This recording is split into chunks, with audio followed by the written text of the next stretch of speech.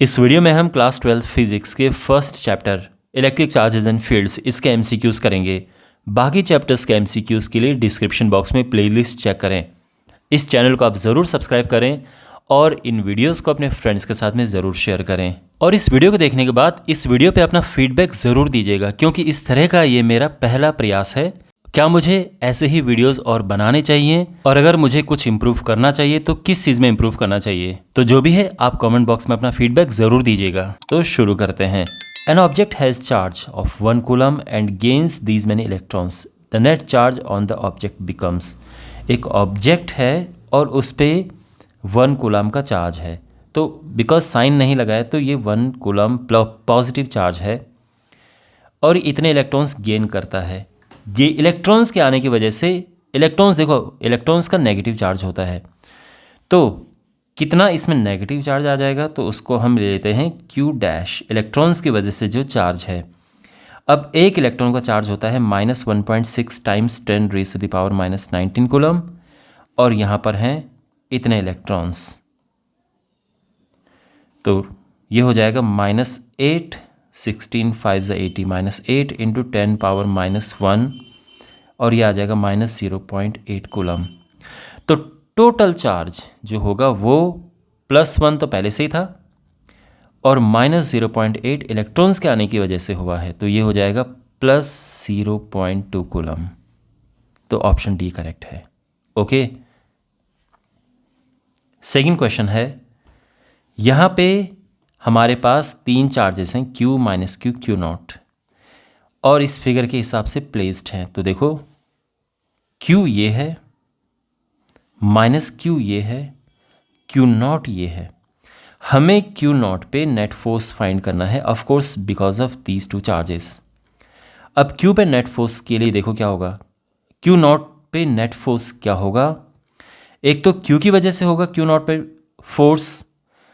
अब अगर हम इसको पॉजिटिव पॉजिटिव लेते, एक फोर्स ऑफ रिपल्शन इस तरफ है, तो ये मैं F1 नाम देता हूँ, और इसकी वजह से इस तरफ एक फोर्स लग रहा है, अट्रैक्शन है -Q एंड Q नॉट का, तो इस तरफ फोर्स है, इसको मैं F2 नाम दे रहा हूँ। ठीक है, F1 F2, बिकॉज इनके बीच में 90 डिग्री है एंगल, तो हम इसका भी यूज़ करेंगे, और जो रिजल्टेंट है वो कहीं समवेयर इस डायरेक्शन में होगा। तो जो रिजल्टेंट F है, नेट फोर्स जो यहाँ पर होगा वो क्या होगा, √F1² plus F2 square, because इनके बीच में 90 डिग्री एंगल है ना, बिकॉज जो पूरा फॉर्मूला होता है वो है F1² plus F2² plus 2F1 F2 cos theta. अब since cos theta is like 90 degree है, cos 90 0 होता है, तो इसलिए ये सब यहाँ से हट गया और ये आ चुका है। पहली बात तो ये है। अब F1 एंड F2 क्या है यहाँ पे, F1 है Q की वजह से Q नॉट पे, Q एंड Q नॉट के बीच में जो फोर्स लग रहा है, फोर्स ऑफ रिपल्शन, तो फॉर्मूला क्या होता है 1/4 पाई एप्सिलॉन नॉट। मैं इसको K लिख रहा हूँ, वैसे भी आंसर K में हमें लेके आना है। Q1 Q2 that means Q not upon R², R is A square. Direction इसकी इस तरफ है, तो मैं इसको X डैश ले लेता हूँ, यानी इसकी डायरेक्शन है OX डैश की तरफ, इस तरफ। ठीक है, F2 ये अगेन इनके बीच में, यानी ड्यू टू -Q, इनके बीच में अगर आप फोर्स देखें तो K Q1 Q2 upon A² same आएगा मैग्नीट्यूड वाइज। ओके, हाँ डायरेक्शन इसके डिफरेंट है, ये इस तरफ है, तो यहाँ पर नेट फोर्स हो जाएगा, इनकी वैल्यूज़ हम यहाँ पे पुट करेंगे, दोनों इक्वल ही, वैसे मैग्नीट्यूड दोनों का इक्वल है, डायरेक्शन डिफरेंट है बस। तो F1 है ये, है ना, यहाँ पे हम रख रहे हैं, और F2 भी सेम ही है, तो एक काम करते हैं, हम इंटू 2 कर देते हैं। अब ये जो 2 है तो √2 बन के बाहर आ गया, और बाकी जो है इसमें होल स्क्वायर है, तो ये स्क्वायर से स्क्वायर रूट हट जाएगा, और ये आ जाएगा Q नॉट अपॉन A², और ऑप्शन सी करेक्ट है। ठीक है, क्वेश्चन नंबर 3 है, the force between 2 small charged spheres having charges this place 20 centimetre apart. देखो यहाँ पे Q1 दिया है, Q2 दिया है, उनके बीच की डिस्टेंस दी है, डिस्टेंस क्या है 20 सेंटीमीटर, दैट इज़ इतना metre, which means 2 into 10 raise the power -1 metre. ठीक है, फोर्स क्या होगा, 1/4πε0 Q1 Q2 upon R square. अब ये होता है 9 इंटू 10⁻9 है ना, 1/4πε0 Q1 Q2 1 into 10⁻⁻7 2 into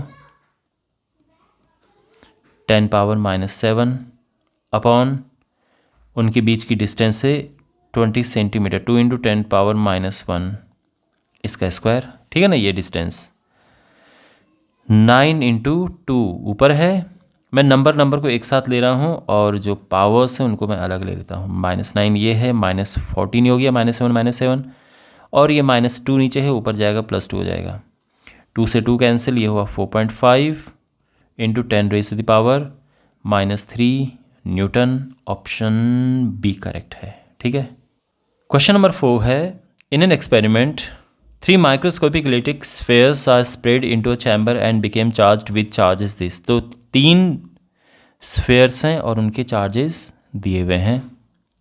All of 3 spheres came in contact simultaneously for a moment and got separated. Which of the following are possible values of final charge on spheres? तो देखो, ये momentarily contact में आए और फिर separate हो गए, तो इसमें कुछ इलेक्ट्रॉन का एक्सचेंज हुआ होगा। तो हमें बताना है कि फाइनली इनमें क्या चार्ज, पॉसिबल वैल्यूज़ क्या होंगी चार्ज की। तो यहाँ पे जिस प्रॉपर्टी का हम यूज़ करेंगे वो है कि total charge of an isolated system remain conserved. तो हमें देखना है कि शुरू में कितना चार्ज है और यहाँ पे उतना चार्ज किसके पास है। तो जो चार्ज यहाँ पर था +3e + 5e - 3e, that is +5e। अब ये चार्ज किसके पास है यहाँ, अगर हम यहाँ देखें तो ये नहीं हो रहा है क्योंकि ये 6 बन रहा है, ये 6 दूनी 12, ओ ये हो रहा है, ये पॉसिबल है। चलो आगे देखते हैं, ये भी नहीं है, और 7 5 12 नहीं, ये भी नहीं है। तो बी करेक्ट है, क्योंकि अगर आप इन्हें प्लस करेंगे तो ये भी +5e ये चार्ज होगा। तो जो इनिशियल चार्ज है वो फाइनल चार्ज के इक्वल है, मींस कंजर्वेशन ऑफ चार्ज ये फॉलो कर रहा है। तो बेसिकली इस तरह से हम इस क्वेश्चन को सॉल्व करते हैं। क्वेश्चन नंबर 5 है, यहाँ पर एक स्क्वायर है, ये आप देख सकते हैं एक स्क्वायर बना हुआ है, और x y z w यहाँ पे चार्जेस हैं +q हर एक पे। इतना समझ आ गया, आप समझते रहिए साथ साथ में।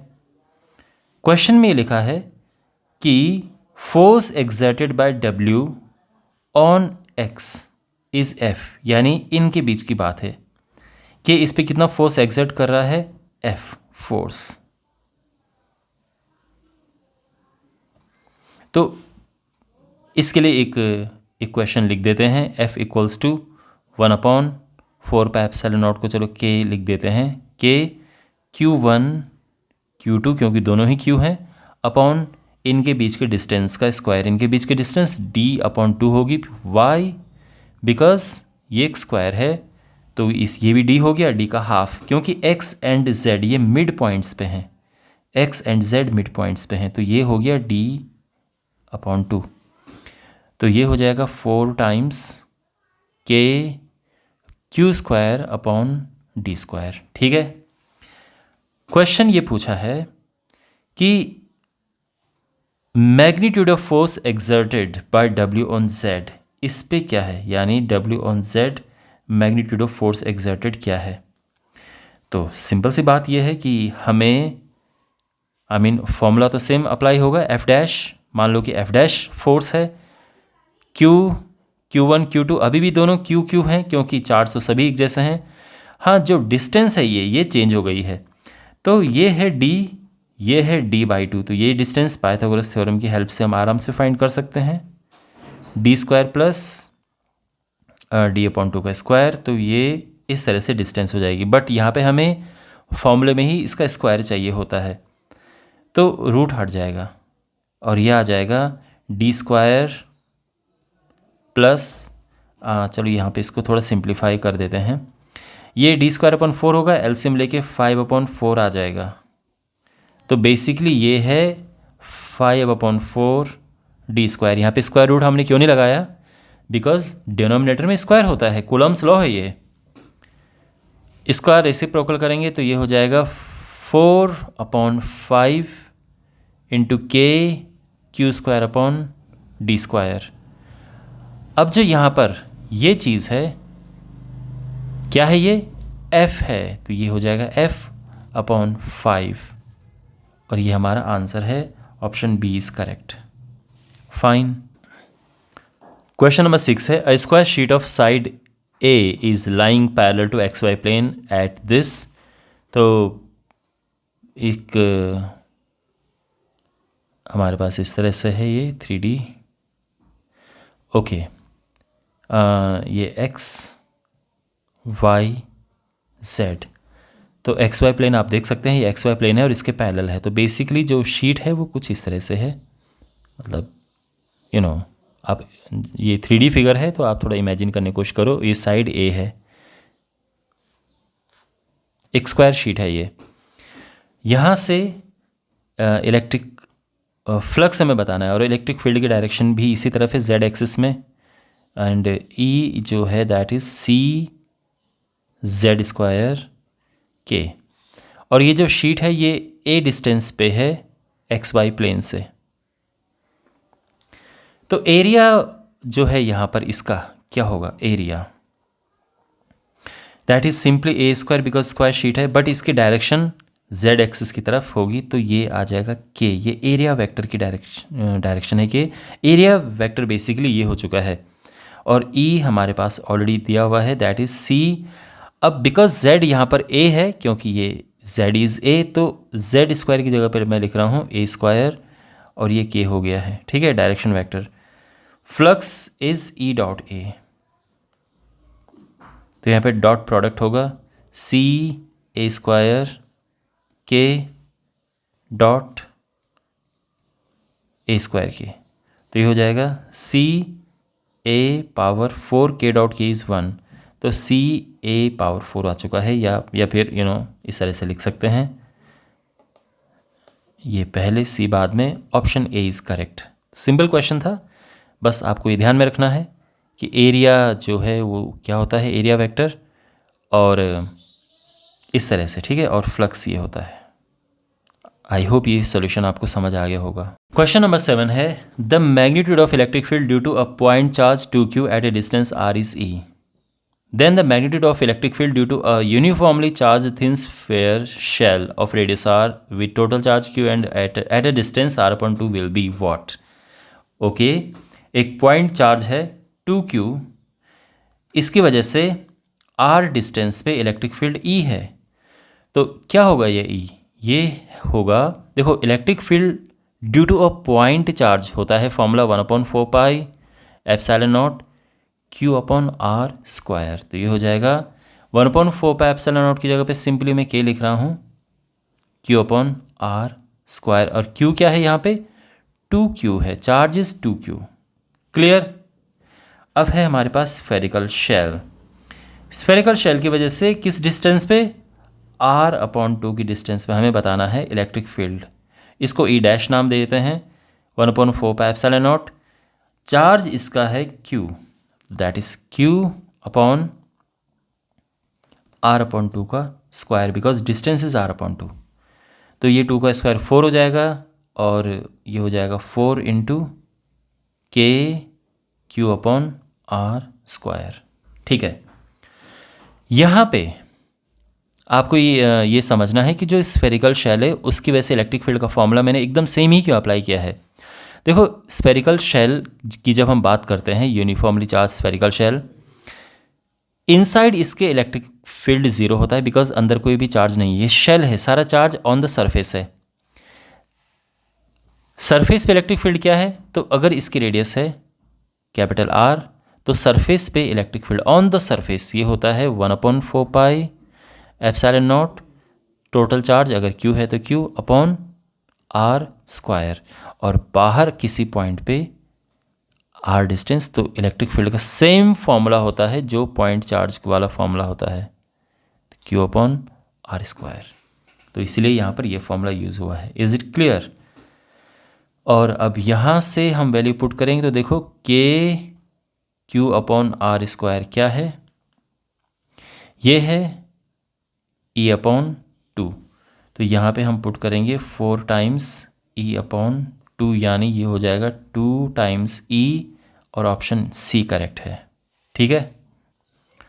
Question number 8, the electric flux through a closed Gaussian surface depends upon.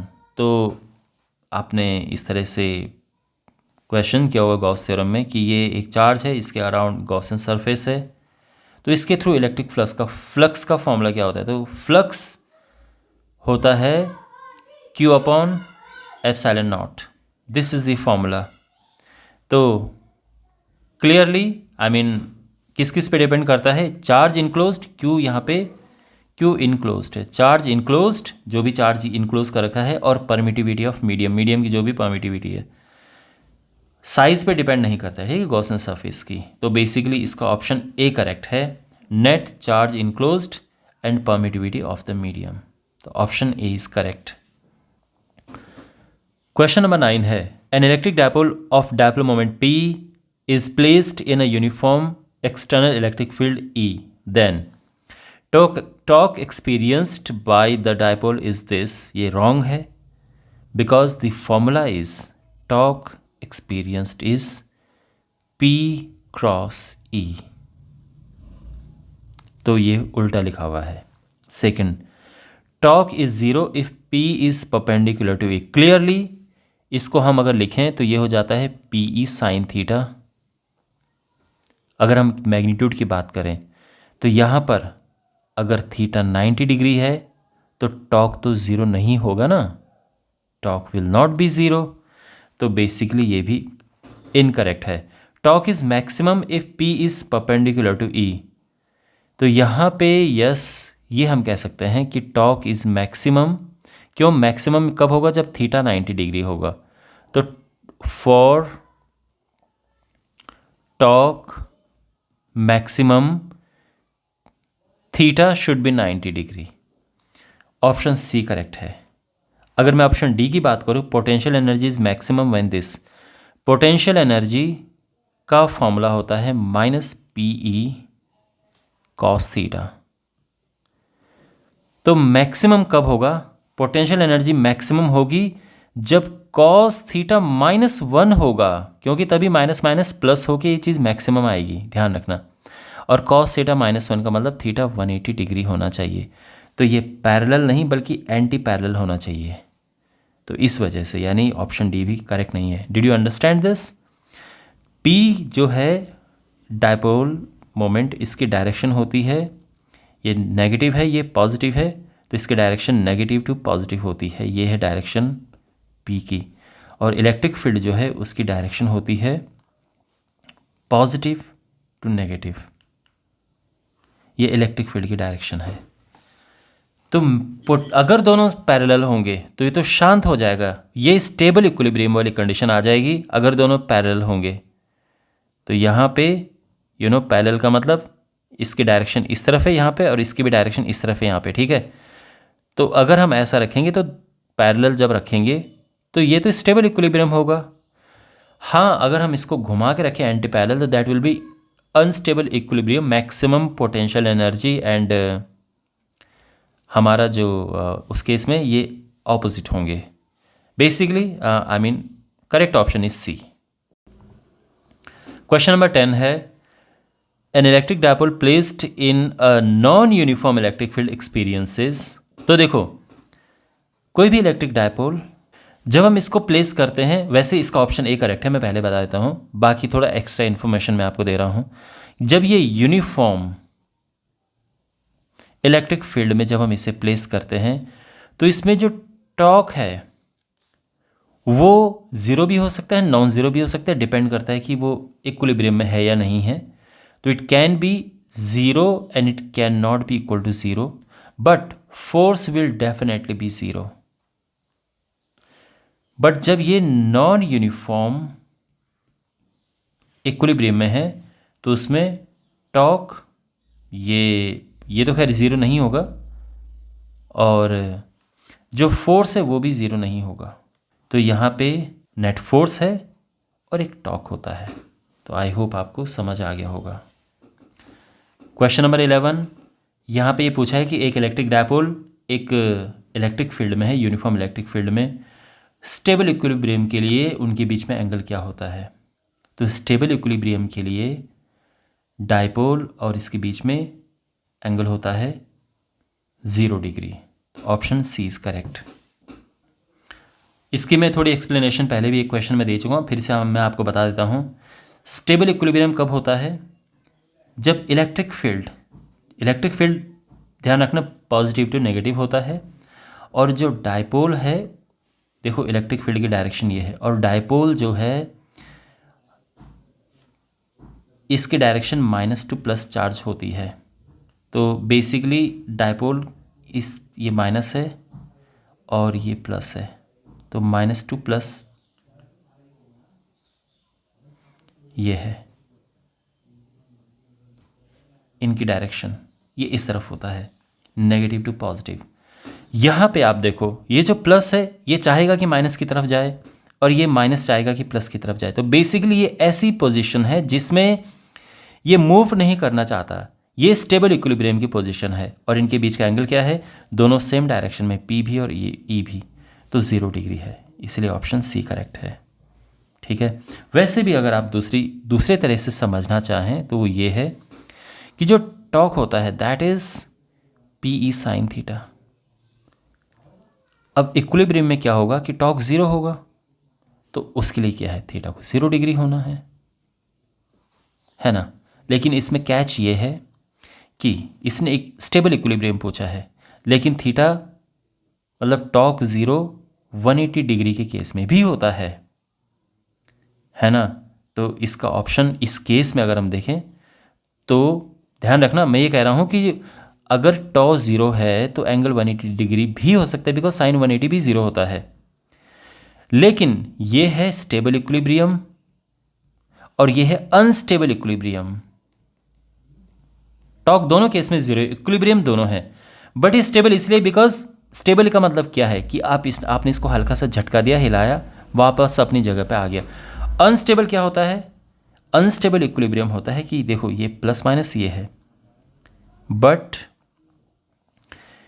ये प्लस इस तरफ है और माइनस इस तरफ है। डाइपोल जो है उसकी डायरेक्शन, डाइपोल मोमेंट की डायरेक्शन इस तरफ है और इलेक्ट्रिक फील्ड इस तरफ है। तो यहाँ पे क्या होगा? अभी तो टिका रहेगा ये, बिकॉज एकदम बैलेंस्ड है ये, नेट टॉर्क 0, नेट फोर्स 0। जैसे ही आपने हल्का सा इसको मूव किया तो ये, बिकॉज इसकी टेंडेंसी है नेगेटिव की ओर जाने की, तो बिल्कुल पलट जाएगा, अपनी ओरिजिनल पोजीशन में नहीं रहेगा। That's why we call it unstable equilibrium. तो इसका मतलब ऑप्शन सी करेक्ट है, एंगल उनके बीच में 0 डिग्री होगा for stable equilibrium. Got it. The electric dipole moment of an electron and a proton this much distance apart is. तो dipole moment होता है charge into distance between them, any one charge, यानी कोई भी ले लो, proton electron का same charge होते हैं। तो ये है 1.6 इंटू 10⁻⁻⁻⁹। Distance is 4.3 nanometre 10⁻⁻⁹।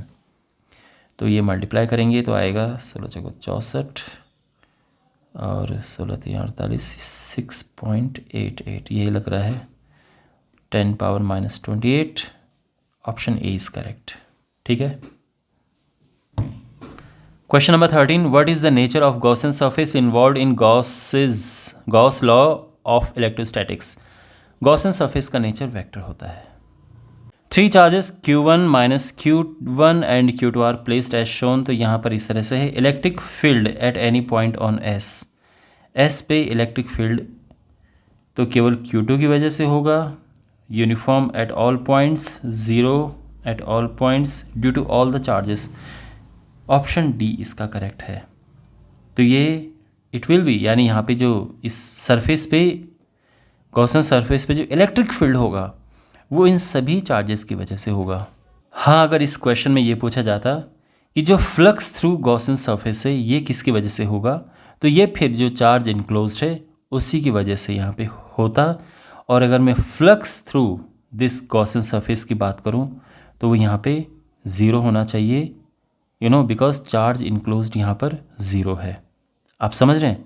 तो अगर मैं फ्लक्स की बात करूं कि flux through this Gaussian surface, so that should be 0, because जो फ्लक्स का फॉर्मूला होता है that is charge enclosed upon epsilon not. But because यहाँ पर ये हमें फील्ड फाइंड करना है, तो फील्ड जो है उसमें वो तीनों की वजह से उसमें इफ़ेक्ट आएगा। तो यहाँ पर गॉसियन सरफेस पे electric field will be due to all the charges. तो option D is correct. Question number 15 है, in a region the intensity of electric field यहाँ पर दी है और सरफेस एरिया भी यहाँ पर गिवन है, एरिया वेक्टर। हमें फाइंड करना है इलेक्ट्रिक फ्लक्स। तो इलेक्ट्रिक फ्लक्स होता है E dot S. Electric field यहाँ पर है 2I plus 3J plus K और S है 10I, तो ये हो जाएगा 20 और यूनिट आएगी न्यूटन मीटर स्क्वायर पर कूलम। तो यहाँ पर ऑप्शन डी करेक्ट है। Okay, alright. तो आई होप ये वीडियो आपको समझ आया होगा, यूज़फुल लगा होगा एंड डेफिनेटली आपके एग्ज़ाम में इससे आपको हेल्प मिलेगी। तो अगर आपने इस चैनल को सब्सक्राइब नहीं किया है, सब्सक्राइब टू दिस चैनल और अपने फ्रेंड्स के साथ में वीडियो शेयर करें। मिलते हैं अगले वीडियो में। Take care.